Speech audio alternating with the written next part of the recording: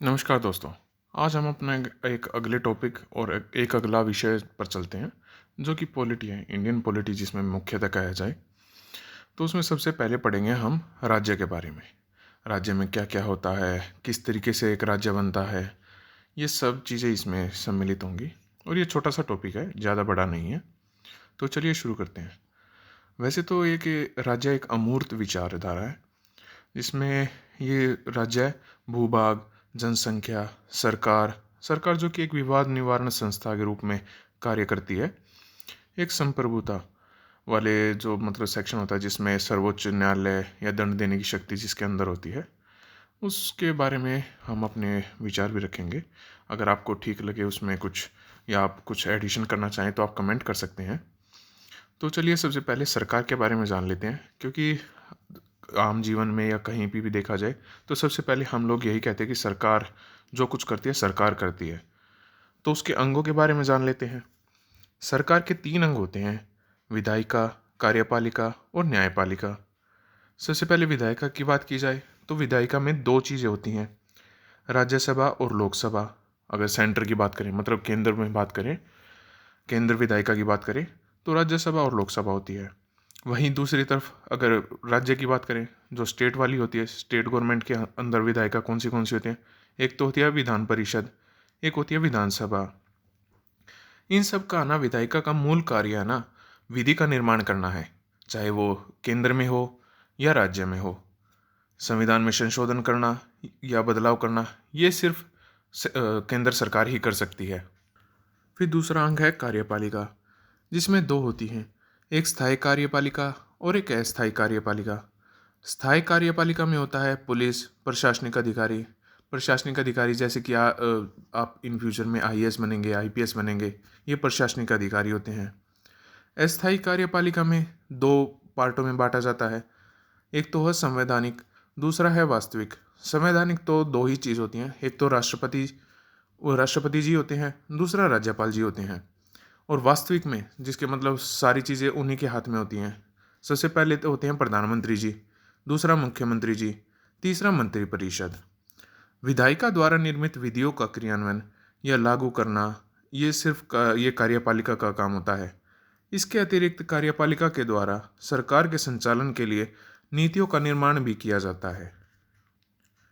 सरकार का तीसरा अंग जिसे न्यायपालिका कहा जाता है, उसमें सबसे निचले स्तर पर होता है जनपद न्यायालय, जिसको वो डिस्ट्रिक्ट कोर्ट कहते हैं। दूसरा उससे ऊपर होता है उच्च न्यायालय, हाई कोर्ट।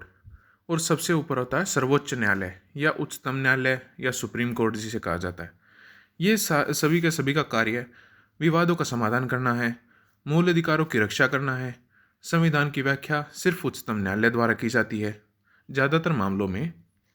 अब आ जाते हैं कि संविधान है तो है क्या। संविधान देश की सर्वोच्च विधि है। संविधान में सरकार के 3 अंगों विधायिका, कार्यपालिका, न्यायपालिका की शक्तियों का उल्लेख होता है एवं उन शक्तियों पर सीमाएं भी आरोपित की जाती हैं। वो सिर्फ संविधान के द्वारा ही की जा सकती हैं।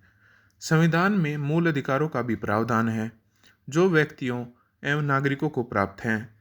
भारतीय संविधान की आत्मा मूल अधिकार, प्रस्तावना और निदेशक तत्वों के से मिलकर बना है, जबकि सरकार के अंग विधायिका, कार्यपालिका, न्यायपालिका इन प्रावधानों को संरक्षित करने के लिए होती हैं।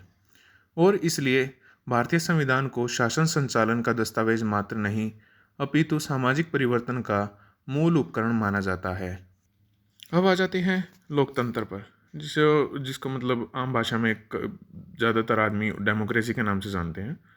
उसमें तंत्र निर्वाचित एवं संवैधानिक सरकार होती है, बहुमत के समर्थन पर आधारित सरकार होती है, उत्तरदायी सरकार होती है, जनता की इच्छाओं के प्रतिनिधित्व पर आधारित सरकार होती है। ये सभी लोकतंत्र के उदाहरण हैं, क्योंकि लोकतंत्र इन्हीं से तो बन के बनता है, यानी कि लोगों का तंत्र। ये इन सब से मतलब निर्वाचित होकर बहुमत के समर्थन पर, ये सारी चीज़ें उन्हीं से होती हैं, तभी तो उत्तरदायी सरकार बनेगी, नहीं तो फिर लोकतंत्र का फायदा ही क्या। लोकतंत्र में उपरोक्त संस्थाएं निम्नलिखित आदर्शों को प्राप्त करने के लिए संचालित होती हैं, जो मैं अभी बताने जा रहा हूँ। ये सारी चीज़ें जो मैंने अभी बताई हैं पहले, ये उनसे ही, उनके आदर्शों पर ही चलती हैं, ये प्राप्त करने के लिए कि मतलब लास्ट गोल यही होगा।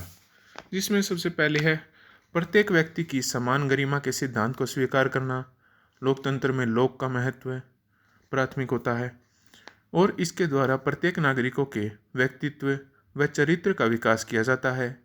व्यक्तियों के बीच समानता व बंधुत्व लोकतंत्र का मूल आदर्श है। संवैधानिक सरकार के बारे में जान लेते हैं। जो हमने पीछे मैंने छोटा मोटा बताया था, उसमें संवैधानिक सरकार के बारे में जान लेते हैं, जिसे कॉन्स्टिट्यूशनल गवर्नमेंट कहते हैं। जहां सरकार संविधान एवं विधि से सीमित हो, संविधान और विधि की सर्वोच्चता हो और सरकार उसके अधीन कार्य करे। सरकार संविधान से सीमित होगी तो व्यक्ति के स्वतंत्रता अधिकार असीमित होंगे। मतलब कि अगर संविधान के अनुरूप चलती रहेगी सरकार, तो सीधी सी बात है कि वो ज़्यादा हस्तक्षेप नहीं करेगी आम जीवन में। तो ये मेन बात है इनकी।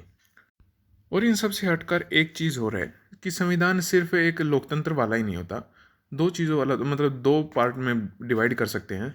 एक तो होता है संविधान तानाशाही वाला और एक संविधान होता है लोकतांत्रिक वाला। लोकतांत्रिक वाला जो हमारे यहाँ पे चलता है, जिसको संविधानवाद भी कहते हैं।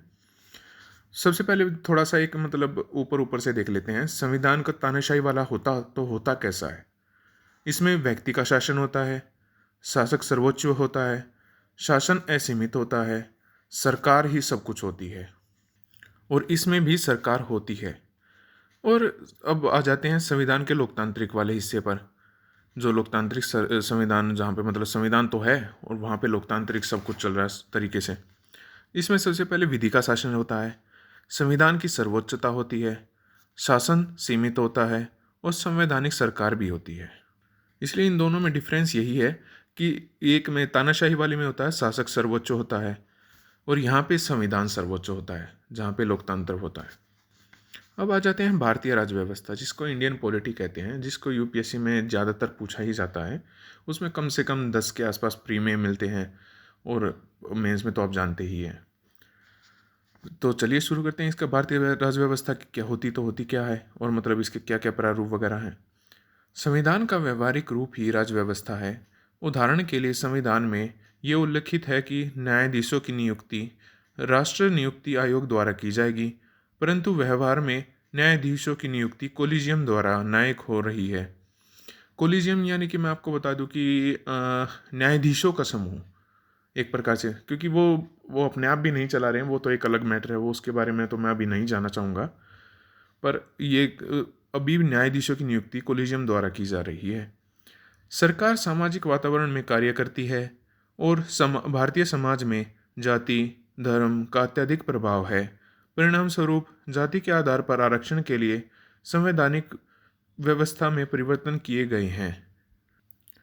राजनीतिक दलों के परिवर्तन के परिप्रेक्ष्य में संविधान का अध्ययन राज्य व्यवस्था है। उदाहरण के लिए संघ एवं राज्य के बीच संबंध को तभी समझा जा सकता है जब दलीय प्रणाली को या पार्टी सिस्टम के संबंधों को अध्ययन किया जाए। स्वतंत्रता के बाद समाजवादी आर्थिक प्रणाली का प्रयोग किया गया, परंतु 1991 के उदारीकरण निजीकरण की नीतियाँ अपनाई गई। परिणाम स्वरूप नीति आयोग का निर्माण किया गया। समूचे भारत में व्यापार को आबाद रूप से में बढ़ाने के लिए GST goods and services tax का प्रयोग किया गया, जिसके लिए 122वां संविधान संशोधन लाया गया। आज के लिए बस इतना ही रखते हैं। तो लाइक कीजिएगा, सब्सक्राइब कीजिएगा, शेयर कीजिएगा, कमेंट कीजिएगा। धन्यवाद।